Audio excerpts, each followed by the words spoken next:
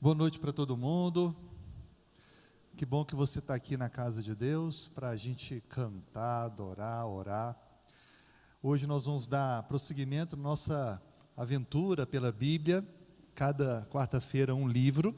E hoje o livro de Ezequiel. É um livro muito importante, porque ele é conhecido em toda a Bíblia como o livro mais voltado a profecias apocalípticas de todos os outros. Nós vimos aqui algumas semanas atrás o livro de Isaías, que é o profeta messiânico, é o que mais dá fundamentação para a vinda do Messias, Cristo. E já Ezequiel, ele tem muito conteúdo apocalíptico, é um livro extraordinário, e nós vamos então hoje entender um pouquinho sobre uma das profecias de Ezequiel, que está no capítulo 37. Então convido você a abrir a sua Bíblia, Ezequiel, capítulo 37.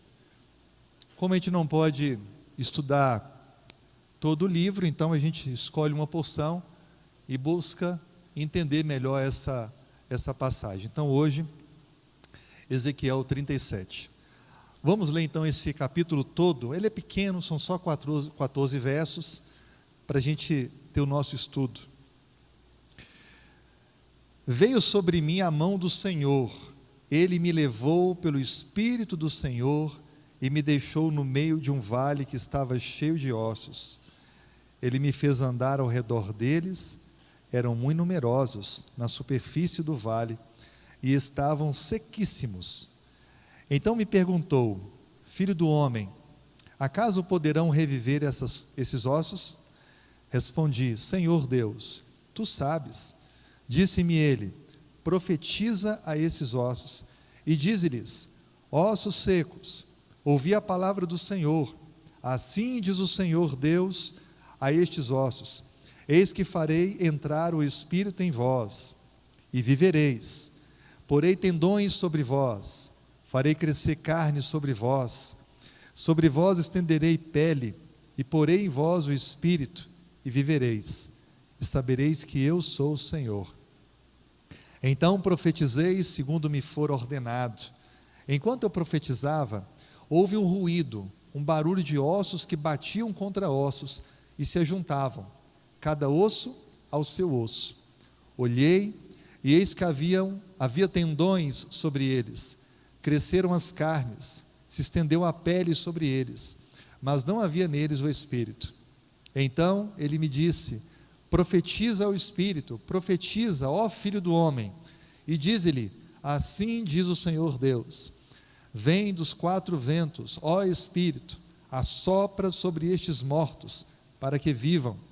Profetizei como ele me ordenara, e o Espírito entrou neles, e viveram, e se puseram em pé, um exército sobremodo numeroso.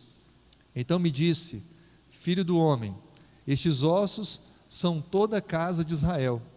Eis que dizem: os nossos ossos se secaram, e pereceu a nossa esperança, estamos de todo exterminados. Portanto, profetiza e dize-lhes: assim diz o Senhor Deus, eis que abrirei a vossa sepultura, vos farei sair dela, ó povo meu, e vos trarei à terra de Israel. Sabereis que eu sou o Senhor, quando eu abrir a vossa sepultura, e vos fizer sair dela, ó povo meu. Porei em vós o meu Espírito, e vivereis, e vos estabelecerei na vossa própria terra. Então sabereis que eu, o Senhor, disse isso, e o fiz, diz o Senhor. O capítulo continua, mas até aqui a gente já entendeu um pouquinho dessa profecia, desse vale de ossos secos. Você já deve ter ouvido em algum outro momento. Vamos então primeiro fazer uma visão do livro de Ezequiel. O nome Ezequiel quer dizer Deus fortalece. Talvez alguém que pensa dar um nome aí para um filho, ou sugerir para os netos, está aí, ó, Deus fortalece, é um nome muito bonito. E ele veio justamente no momento que o povo estava enfraquecido, porque havia sido dominado por inimigos. Ele havia sido levado, Ezequiel, pela Babilônia, por volta do ano 597, cativo. Ezequiel foi um dos que sobreviveram à invasão babilônica, e foi levado como escravo para viver na Babilônia. Os dominadores antigos tinham essa prática. Eles dominavam o país, pegavam as riquezas e escolhiam alguns jovens para poderem aprender com a cultura deles. Então era uma segunda forma deles poderem se enriquecer com a cultura do povo dominado. Então Ezequiel foi um desses levados como prisioneiros. O ministério de Ezequiel começou quando ele tinha 30 anos de idade. Se você ler logo no início do primeiro capítulo, Ezequiel ele era da tribo de sacerdotes, ele era da tribo de Levi. Ele era um sacerdote e deveria cumprir o ofício quando chegasse o momento. Só que a Babilônia invadiu, dominou, e então o santuário foi destruído. Ele não pôde exercer o ministério sacerdotal, mas exerceu por 32 anos o ministério como profeta. Deus o chamou nesse momento tão delicado. A história diz que houve uma sucessão de domínios. Primeiro, o Egito, que tanto tempo Israel ficou tentando dar as mãos. Depois foram dominados pelos assírios. E então veio a Babilônia e destruiu, dominou totalmente o povo de Israel. O povo estava sem esperança, o povo estava sem expectativa nenhuma, e agora viviam numa completa desordem, desobediência, desesperança, e foram imersos em idolatria, porque os povos que os dominaram eram idólatras. E eles pensaram, bom, o nosso Deus nos abandonou, então agora vamos adorar os deuses dos povos que nos dominaram, para ver se a gente consegue encontrar alguma razão na nossa existência. Esqueceram as promessas de Deus, esqueceram que as bênçãos de Deus, protetivas, estavam vinculadas à obediência, e por isso acabaram sofrendo terríveis consequências, e não aprenderam com elas. E aí vem o capítulo 37, esse capítulo para muitos é enigmático, é o Vale dos Ossos Secos. Alguns interpretam de maneira equivocada, acabam dizendo que foi de fato uma cena real que aconteceu. Lembre que Deus fala com seus profetas de duas formas, com sonhos e visões. Sonho é Deus falando enquanto o profeta está dormindo, e visões enquanto esse está acordado. E o texto deixa bem claro que Ezequiel teve uma visão. Deus falou com ele e usou aquela representação para ilustrar a condição do povo de Israel e o que Deus queria fazer com eles, se o povo ouvisse o recado do Senhor. Agora, o que chama atenção é que nessa visão de Ezequiel existem princípios que servem para nós hoje em 2022. Como que a Bíblia é um livro extraordinário. Princípios que percorreram tanto tempo e se aplicam para mim e para você hoje. Sabe por quê? O texto de Ezequiel 37 era para se concretizar com a nação de Israel. Era para que essa bênção acontecesse com eles. Eles seriam reerguidos de sua total falta de esperança, do domínio dos inimigos. Eles seriam novamente levados a uma importante nação, poderosa, se ouvissem a voz de Deus.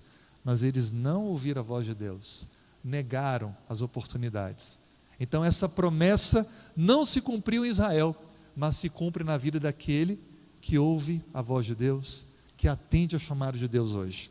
Então, vamos aprender juntos um pouco mais sobre essa visão. Você percebe que a visão, ela envolve alguns aspectos.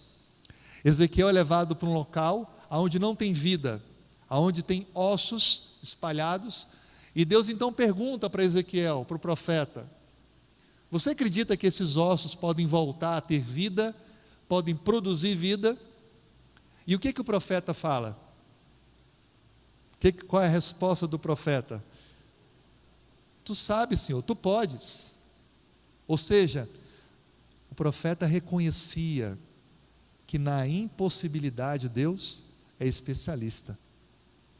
E aí então, a visão se desenvolve com a participação do profeta. Ele proclama, ele prega, ele anuncia, os ossos começam a se debater, se juntar. E uma curiosidade importante: A palavra espírito aqui não tem nada a ver com a entidade fora do corpo, mas é ar. Entrou o fôlego, ou a palavra fôlego, seria a melhor tradução. Algumas versões bíblicas aparece, entrou neles o fôlego. Essa é a verdadeira tradução da palavra aí, que é mal traduzida, como se pensasse que uma coisa desencarnada entrou dentro daqueles ossos recém-agregados. É o fôlego que foi feito lá no início, quando Deus fez Adão do pó da terra e soprou nele o fôlego de vida, e ele tornou-se alma vivente. Nós já sabemos que alma é a junção de dois elementos, o corpo, a matéria, e o fôlego, o sopro de Deus. A alma, portanto, é uma conclusão desses dois itens, e não há alma sem o corpo unido ao fôlego de vida. Por isso que na morte, o corpo volta ao pó, e esse fôlego que não pensa, não racionaliza, não tem sentimento, que é como uma corrente de energia elétrica que conhecemos, volta para Deus. E a alma então deixa de existir, até que haverá então, segundo a Bíblia nos ensina, Paulo menciona que quando Cristo voltar, aqueles que entregaram a vida a Deus, terão novamente o corpo unido ao fôlego e serão novamente almas viventes. Aqueles que entregaram a vida para a eternidade, e os outros para o fim e a morte eterna. Que princípios a gente pode encontrar? 7. Vamos ver o primeiro. Primeiro princípio da visão do vale de ossos secos. Essa visão ilustra para nós de forma clara e ensina que, na presença de Deus, o caos, a desordem e a morte não subsistem. Na verdade, se você pegar alguns aspectos, essa visão ela tem muito que ver com Gênesis 1. O mundo era sem forma, vazio, e Deus então diz, haja luz, houve luz. Deus começa a criar, ordenar as coisas, separar a água, separar a terra, criar a vegetação, e tudo começa a ficar diferente, lindo, maravilhoso. Por isso que essa visão ilustra para nós, que não importa o caos, a desordem, a bagunça que esteja, quando há a presença de Deus, ela muda totalmente as coisas. Será que eu estou falando para alguém nessa noite, que encontra algo na sua vida, ou a sua própria vida está precisando de ser organizada por Deus? Talvez o casamento, a vida financeira, precisa dessa atuação de Deus. A visão nos ensina que a presença de Deus, ela faz a diferença que nenhum outro pode fazer. Nenhuma outra forma pode acontecer. No mundo a gente vê, vez ou outra, cenas de caos, de tsunami, terremotos, tornados, que por onde passam destroem tudo, causam morte, prejuízo, como foi em 2017 o furacão Irma, que trouxe tantas perdas, tantas vidas, causou desordem. Hoje, não precisamos esperar esse tipo de acontecimento catastrófico, porque hoje existem jovens sendo destruídos pelas drogas, devastados pelo vício, casamentos destruídos por infidelidade, por falta de respeito, de amor, por falta de diálogo, por falta de Deus. Hoje temos visto inúmeras pessoas sofrendo desordem, colocando fim à própria vida, ou destruindo aqueles que estão ao seu redor. Por quê? Porque falta esse elemento que retira o caos, que produz a ordem. A solução para todas essas questões não está no dinheiro, não está na inteligência do homem, mas somente em Deus. Só Deus pode devolver a ordem, só Deus pode devolver a vida, só Deus pode refazer, dar o propósito, reconstruir, devolver o fôlego, porque aonde há a atuação de Deus, as coisas são transformadas. Se nós queremos que o nosso país seja melhor, precisa começar do nosso lar, um lugar melhor. da nossa rua um lugar melhor, do nosso bairro um lugar melhor, com a nossa atuação, tendo a presença de Deus, guiando os nossos passos, guiando o nosso tratar ao próximo, nossos relacionamentos, nosso contato com o outro. Por isso que a igreja é esse espaço tão importante, que ressignifica a nossa existência, devolve para nós o senso de estar na presença daquele que é o reorganizador da vida, para que quando a gente sai desse espaço, a gente possa multiplicar e compartilhar a essência desse Deus que atua em nossa vida e busca alcançar outras vidas. Portanto, o primeiro princípio é esse: na presença de Deus, o caos e a desordem, a morte não subsiste. Amém por isso. O segundo princípio, nós encontramos ao longo da visão, e ele se torna muito claro. Veja que Deus procura Ezequiel, Deus fala com ele, Deus chama Ezequiel. Sabe por quê? A iniciativa da obra de restauração não é do líder, não é do ser humano, mas ela é de Deus. A própria Bíblia, Cristo fala: o Filho do Homem veio buscar e salvar o perdido. Ele entrou na casa de publicanos, ele entrou na casa de pessoas de diferentes níveis sociais, ele conversou com um homem que estava em cima de uma árvore, ele foi àqueles que estavam em diferentes lugares, porque a iniciativa de salvar, restaurar, ela é de Deus. É bem verdade que a gente encontra também a visão de Deus estando batendo a porta do coração, esperando que o ser humano atenda ao convite, abra para que ele possa entrar. Mas isso só reforça o fato de que ele foi e ele está ali, insistindo, buscando, querendo que nós o aceitemos e permitamos ele fazer parte da nossa existência.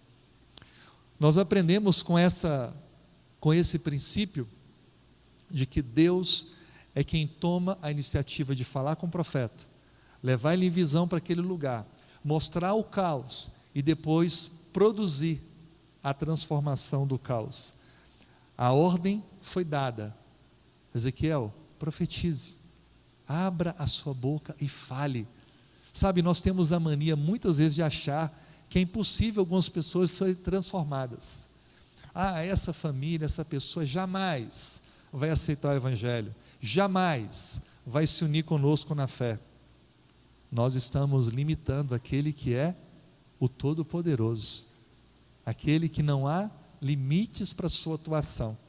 Por isso que, com aquele chamado para Ezequiel a pregar para ossos, e esperar que aqueles ossos revivessem, foi uma prova de que não importasse o quão idólatra, quão imoral, quão desobediente o povo estava, se quisessem e ouvissem a voz do Senhor, voltariam, a vida voltaria uma fidelidade e seriam novamente uma poderosa e importante nação. Lembre que nós somos seres criados em imagem e semelhança de Deus. O pecado prejudicou essa imagem, mas Deus, pelo seu poder, restaura ela em nós. A cada dia que buscamos ao Senhor, a cada dia que colocamos Deus em primeiro lugar, é um pouco dessa reconstrução da imagem que o pecado tirou, mas que vai sendo restaurada, refeita, até o dia em que de maneira plena refletiremos, pelo transformar da nossa vida, pelo poder de Deus, a semelhança de Cristo. Por isso que a caminhada cristã é uma tarefa de vida toda. Cada dia, uma nova peça é colocada no restabelecimento dessa imagem. Quando a gente encontra a compreensão desse fato, nós estamos permitindo que Deus tire o caos da nossa vida, em todas as áreas, e refaça tudo novo. Deus, Ele toma iniciativa. Antes mesmo a gente orar pedindo alguma coisa, Deus já quer prover isso para nós. Antes mesmo a gente buscar desenvolver algo, Deus já quer abrir a porta para mim e para você. Então lembre disso, a iniciativa de restauração, ela é de Deus. O terceiro princípio é também muito especial. Quando Deus, através do profeta, é anunciado aos ossos, e eles começam a se debater um ao outro, se unir, eu fico imaginando ali, eu não sei, não me lembro mais das aulas de anatomia e biologia na escola, não é? O nome, fêmur, o nome dos ossos, mas fico imaginando, juntando os ossos, Ezequiel vendo aquilo, coisa extraordinária, como pode isso? A manifestação do poder de Deus em nossa vida, ela é uma concretização da relação entre o agir do homem e o poder de Deus. Ezequiel, ele falava, e quanto mais convicção ele falava, mais ossos se juntavam. Não foi assim automático. Ó, Ezequiel, abre a boca aí e vai acontecer. Não, ele tinha que pregar e falar. E Deus falou: continua, Ezequiel, continua, fale mais, profetize, pregue, anuncie. E então Ezequiel era movido a isso, e quanto mais convicto, quanto mais ele anunciava, mais ossos se juntavam, mais esqueletos completos se estabeleciam. E depois vai avançando tendões, pele, e vai complementando aquilo que era sem vida, agora aproxima-se do que nós conhecemos como vida. Isso mostra que a ação do homem, o agir do ser humano, com o poder divino, resulta no milagre.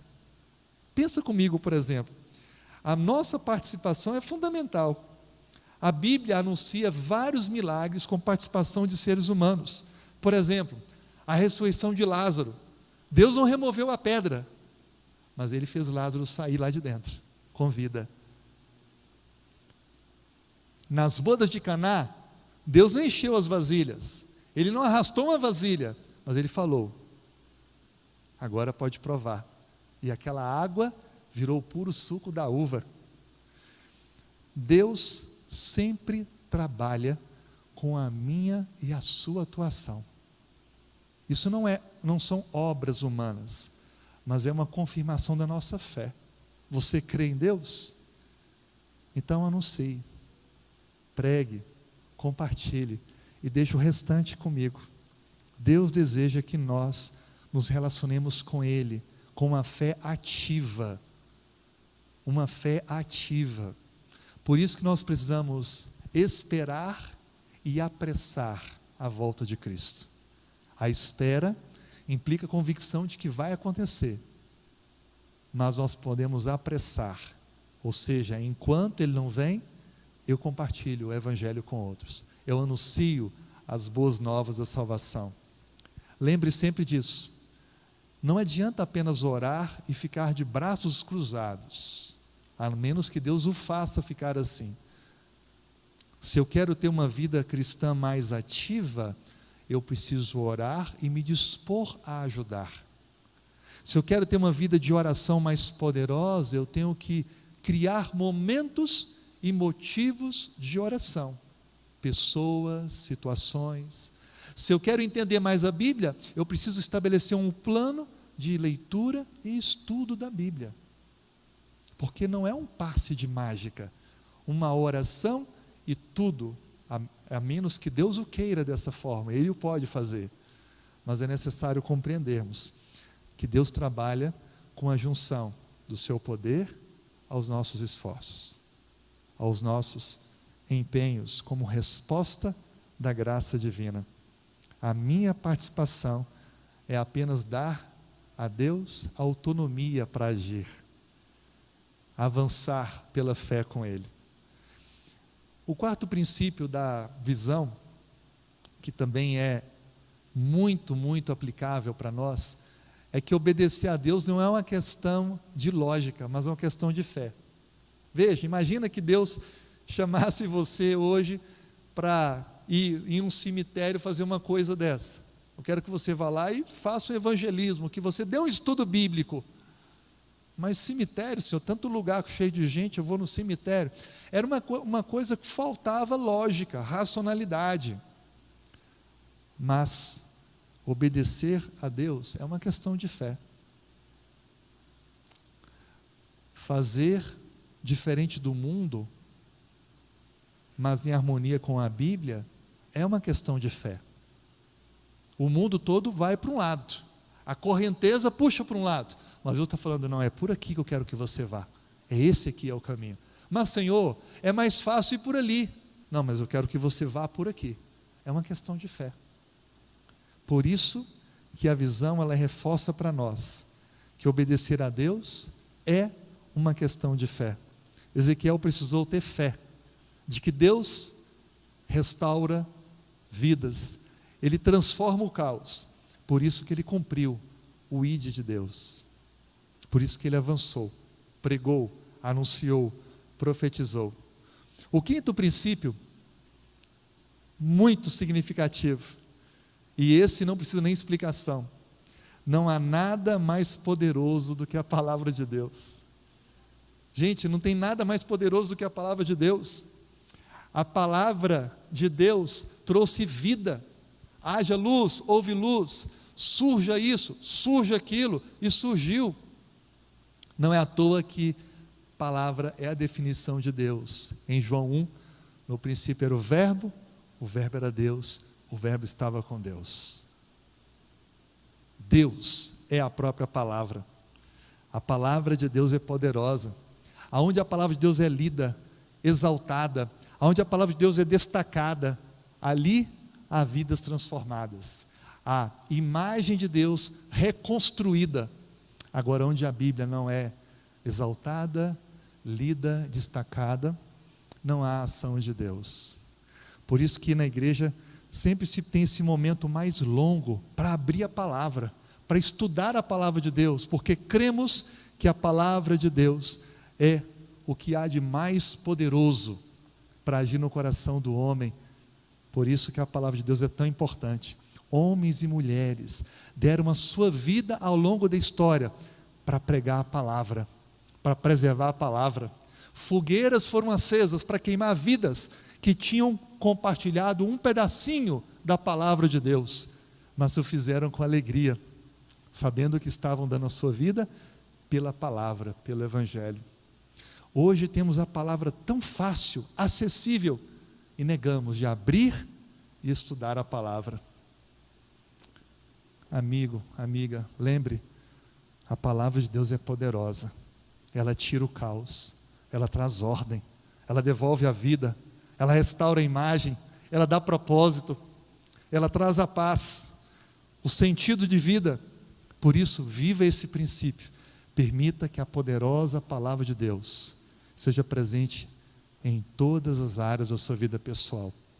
Não use a palavra de Deus como amuleto de sorte, como alguns que querem uma resposta de Deus, fecham os olhos, fazem uma prece, depois abre, coloca o dedo e acha que Deus até pode, na sinceridade de alguns, fazer algo parecido com isso, mas a Bíblia tem todas as respostas, com os princípios, com as recomendações, com o direcionamento de Deus para a nossa vida. Se eu quero saber se há algo eu devo avançar ou não, o que eu penso em fazer? Está em conformidade com o plano de Deus? Há algo ilícito, incorreto? Há alguma questão imoral, indevida? Aí eu saberei dizer, porque a palavra de Deus já me declara isso. Dessa forma, nós não teremos dúvidas de avançar, porque a palavra dele está em cada decisão que tomamos. O sexto princípio, do 7, para concluirmos, quando Ezequiel anuncia, os ossos se juntam, os tendões, a pele, e aí então finalmente, a Bíblia fala assim, está pronto, né, Ezequiel? Só que não se mexiam, já não eram mais ossos, eram corpos de seres humanos pelo chão.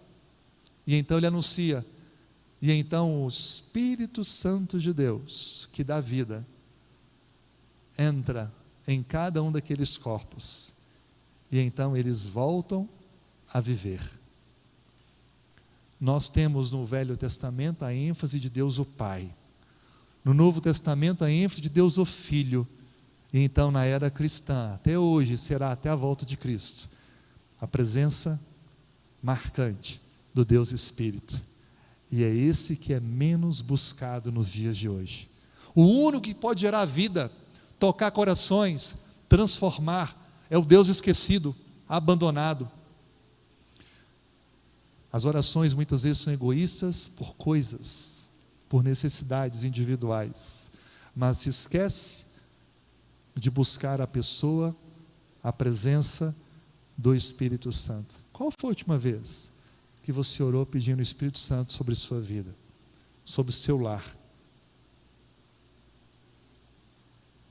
Às vezes as pessoas chegam a ter conceitos equivocados, como se o Espírito Santo fosse um ser inferior ao Pai, uma força, um vento. O Espírito Santo é Deus, em todas as suas características, com todas as suas atribuições de Deus, e Ele é aquele prometido por Cristo, que está conosco todos os dias, até o final da história. Busque mais pelo Espírito Santo, relacione-se melhor com Ele, dependa mais dEle, converse com Ele, porque a Bíblia fala que Ele até nos ajuda com gemidos inexprimíveis, Ele traduz as nossas preces, para que cheguem ao trono de graça de Deus. Espírito Santo, busque mais, pois quanto mais do Espírito Santo tiver em você, mais transformadora será a sua vida para os outros, mais presença de Deus será sentida no seu viver. O último princípio dessa nossa reflexão, ao final, Deus dá o significado da visão. Deus fala para Ezequiel: olha, Ezequiel, isso significou o povo de Israel, o meu povo, que está disperso, está em caos, desordenado, Jerusalém destruída, tudo sem sentido, mas se ouvirem a minha voz, se atentarem para a minha palavra, se voltarem a obedecer as minhas leis, se lançarem fora os deuses falsos, eu os reerguerei, os levantarei, os farei grande.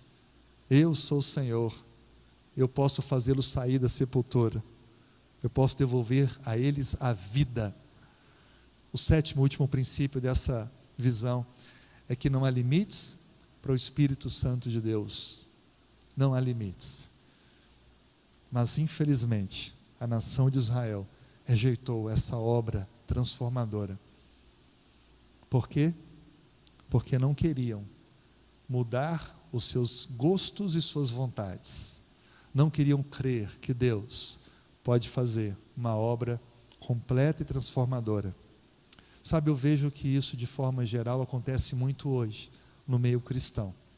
As pessoas querem caminhar com Deus, enquanto Deus opera em favor delas, concede coisas, dádivas, bênçãos, mas quando chega o momento que eu preciso dar um passo de fé, eu preciso entregar para Deus, eu preciso deixar com Deus, isso já me incomoda, já não é assim que eu quero, e aí eu começo a recuar, dar passos para trás, porque já não é mais do meu jeito, então eu não vou avançar. E aí se vive um tipo de espiritualidade, de religiosidade, apenas de trocas com Deus. Começa a se fazer alguns tipos de testes com Deus. Se fizer isso, eu dou um passo para cá, Senhor, mas se não, o Senhor sabe a luta, então eu vou ficar por aqui.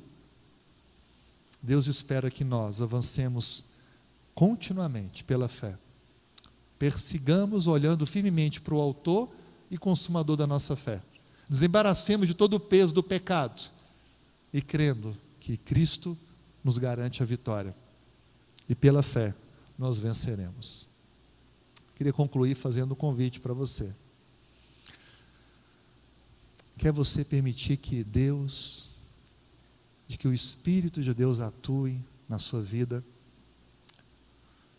vida dos seus filhos, o seu casamento, a sua vida profissional, o seu relacionamento, restaure, devolva a alegria, a paz, a organização, a ordem, o sentido. Ou talvez você conhece alguém que está com a vida precisando dessa restauração, alguém que precisa de ser reavivado pelo agir de Deus, alguém que você ama, alguém que você anseia muito bem. eu queria te fazer um convite. Ou por si mesmo, ou por essa pessoa. Você gostaria de orar comigo, fazendo essa entrega e clamar a Deus por essa atuação? Então fique em pé para a gente orar nesse momento, pedindo esse agir de Deus, pois é o mesmo que agiu no vale de ossos com Ezequiel. Amém. Vamos orar. Senhor Deus, estamos em pé, como um sinal de decisão e entrega de nossa vida e das pessoas que vieram à nossa mente, que precisam, como nós precisamos, da atuação poderosa de Teu Espírito. Por favor, Senhor, aonde há o caos, produza a ordem.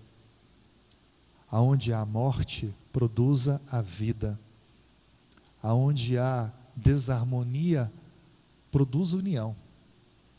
Aonde há discórdia, produza diálogo. Aonde há frieza espiritual, produza uma enérgica vida cristã de valor.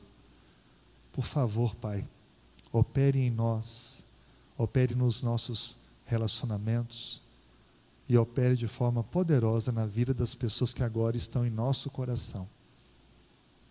Tu sabes qual é o caos que precisa ser retirado, qual é a ordem que precisa ser restabelecida. Nós queremos ser como Ezequiel, orar, interceder, profetizar, anunciando o Evangelho, para que a Tua atuação se confirme e a Tua bênção se concretize. Obrigado por estar conosco, aceitar nossa adoração. Dê-nos um bom restante de semana. Oramos em nome de Jesus. Amém.